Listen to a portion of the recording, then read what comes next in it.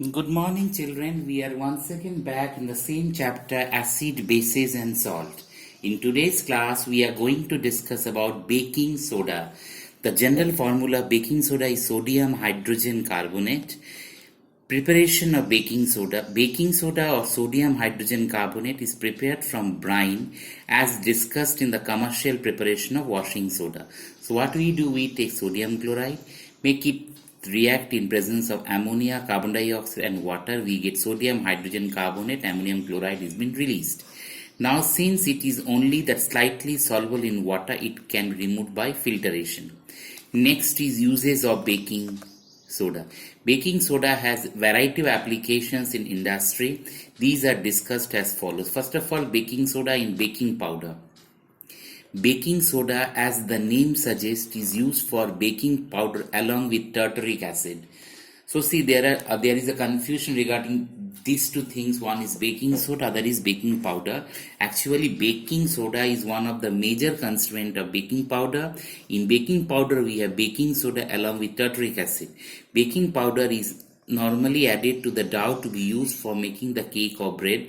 When the dough is baked or heated, sodium hydrogen carbonate releases carbon dioxide gas.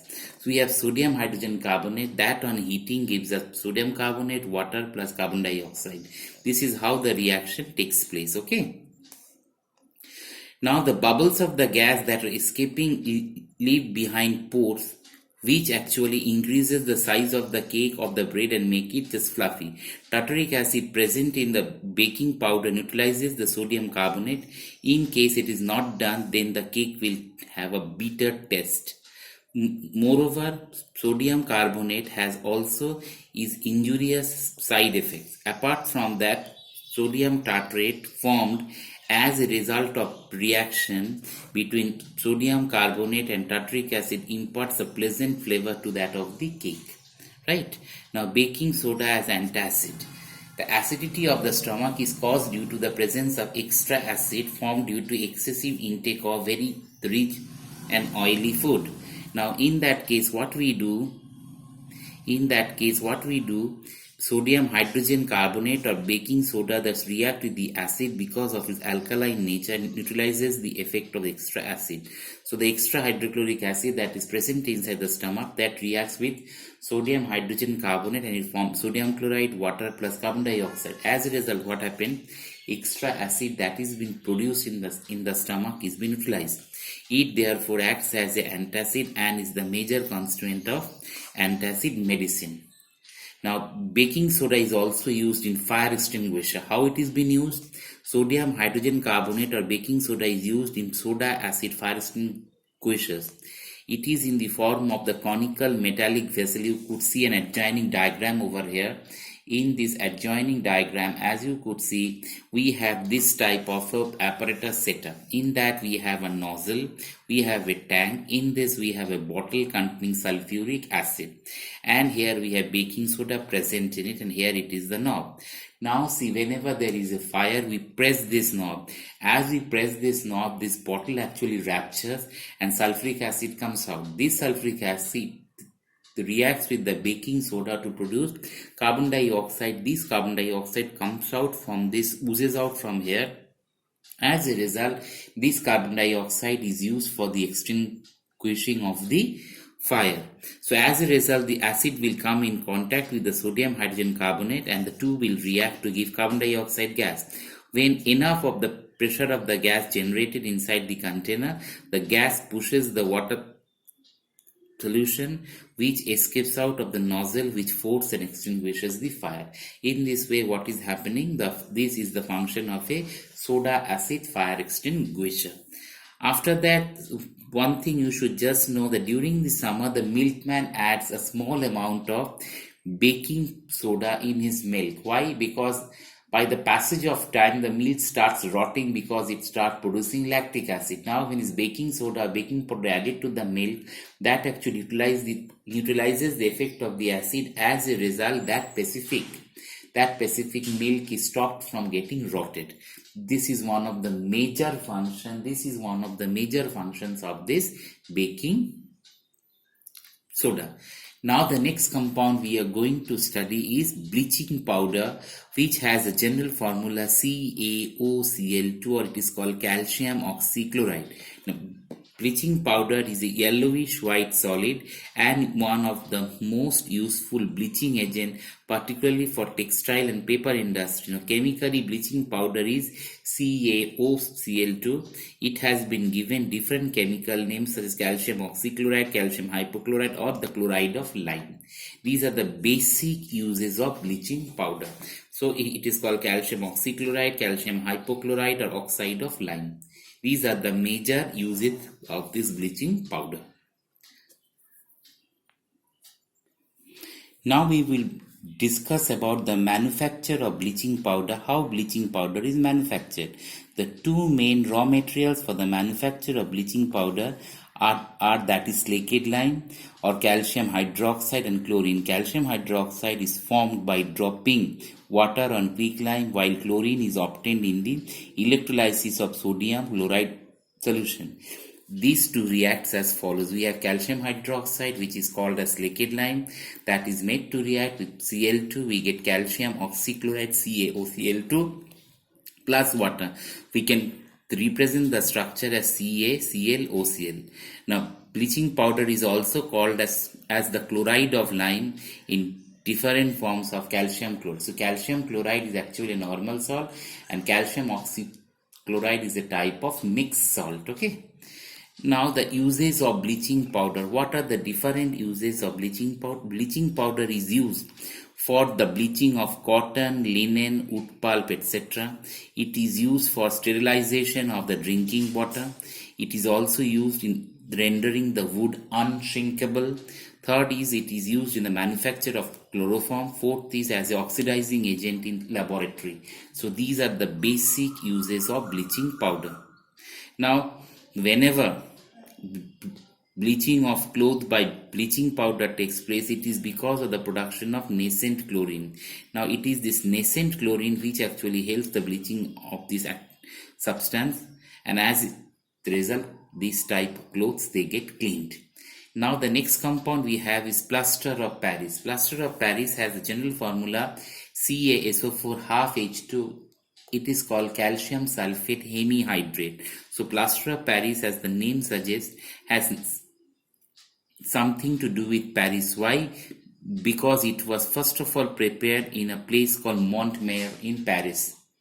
So actually it was initially prepared by heating gypsum. Gypsum is a natural ore.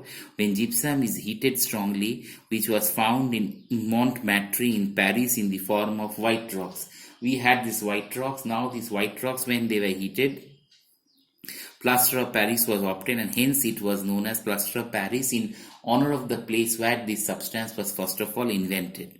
It was known to the Egyptians even 5,000 years ago, and was used by the Egyptians for cementing the blocks leading to the monuments. To start with it was mainly used in the construction industry, but nowadays a number of substitutes are available, and plaster of Paris is used for plastering fractured bones, for making statues and molds. It also finds application in the covering of roofs and walls. It is commercially known as POP. So its commercial name is POP, or plaster of Paris. Okay. Now, preparation of plaster of Paris. How plaster of Paris has been prepared?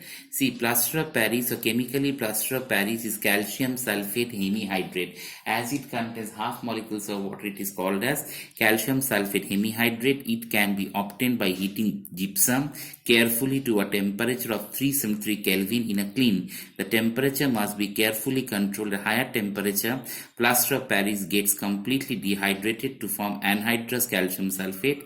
It has properties altogether different from plaster of Paris. Anhydrous calcium sulfate is called as dead burnt plaster or anhydrite. So this is called dead burnt plaster, or it is simply called as anhydrite. In this way, plaster of Paris is prepared. Now just remember one important point. The gypsum upon strong heating changes to plaster of Paris, which upon hydration gives us back gypsum. So one important characteristic feature of plaster of Paris is that plaster of Paris chemical formula calcium sulfate half water. If you add some molecules of water, plaster of Paris again changes to hard rock gypsum, and which is a permanent chemical change. Now we will discuss the chemical reactions of gypsum. Gypsum is calcium sulfate dot twice H2 on heating to a temperature of 100 degrees Celsius or 373 Kelvin. We get calcium sulfate half water, which is called plaster of Paris, and this 1.5 molecules of water comes out. Now this calcium sulfate, if this plaster of Paris is heated again strongly, it becomes calcium sulfate, and that is called as dead bond of plaster of Paris. In that case, what happened? Plaster of Paris loses its properties. Now it has been well above chemical equation. We have represented that. We know that in the making of plaster of Paris from gypsum, utmost care has to be taken so that temperature should not be above 100, because if it is more than 100, then all the molecules of water will vaporize out and it will turn into dead bond plaster, which will not show the properties of plaster of Paris. Now plaster of Paris should always be stored in airtight container. Why airtight container? Because if it comes in contact with moisture, what will happen? That will turn into gypsum. As a result, plaster of Paris will harden up. Now uses of plaster of Paris: it is used for making molds or cast or toys or pottery or ceramics. It is used for covering the walls and roofs for making designs on them. It is called as POP. In surgical bandages for the setting of fractured bones, in the laboratory for making airtight apparatus by sealing the gaps, and for making fireproof material. These are some of general use of plaster of Paris. Now, setting of fractured bones. Now, whenever anyone has a fractured bone, the first of all doctors prescribe him for a X-ray. Now when the X-ray is done, we can easily identify the portion where the bone has broken.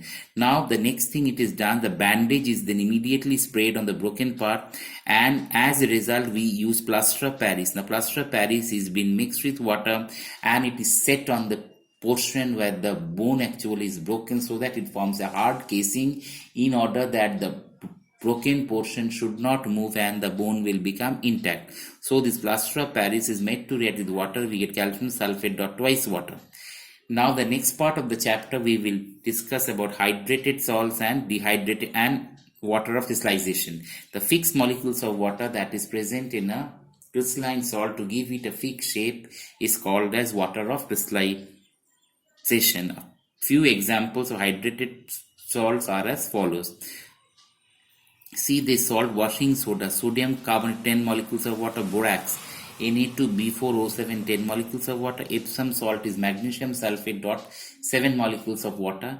Another one we have is that is called copper sulfate, 5 molecules of water. We have green vitriol ferrous sulfate containing also 7 molecules of water. In all these cases, what we encounter that each of these salts, they have a fixed molecule of water for their crystalline shape. If this molecule of water is been removed, then this crystalline shape is been lost. So now from this part of the chapter we came to know that the important part of salt is that all salts do not contain water crystallization.